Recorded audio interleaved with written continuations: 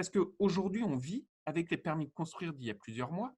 Et donc, moi, mon sujet absolu, c'est de faire en sorte que le creux dans le bâtiment n'arrive pas à l'automne. Et donc, il faut faire en sorte que toutes les autorisations d'urbanisme puissent être délivrées dès maintenant. Alors, qu'est-ce qu'on constate? C'était un travail avec une collégialité, c'est-à-dire avec les collectivités locales. Ce travail a été de faire en sorte que le maximum d'autorisations d'urbanisme puisse être donné pendant la période. On constate, après une enquête, que 70% des services instructeurs ont continué à délivrer et à fonctionner quasiment normalement. 70%. C'est plus que ce que certains imaginaient.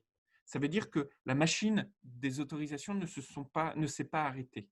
Mais aujourd'hui, et de concert avec les collectivités locales, notre rôle, c'est de faire en sorte que ce soit les services des mairies ou que ce soit les services de l'État, il y ait suffisamment de volonté politique de toutes parts pour faire en sorte que ces permis soient redonnés au maximum.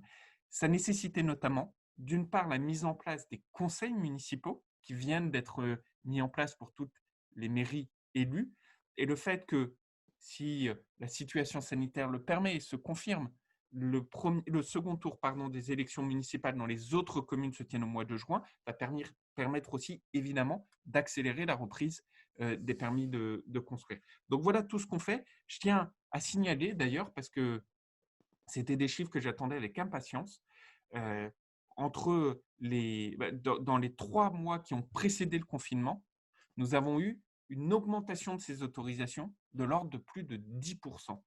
Ça faisait aujourd'hui, c'est aujourd'hui un chiffre qui est très important pour moi parce que ça montre qu'après plusieurs mois où le secteur du logement n'allait à mes yeux pas suffisamment vite, eh ben, on observait cette reprise forte dans le secteur du logement. Malheureusement, il y a eu la crise. À nous de faire en sorte qu'on dépasse cette crise et on retrouve cette dynamique.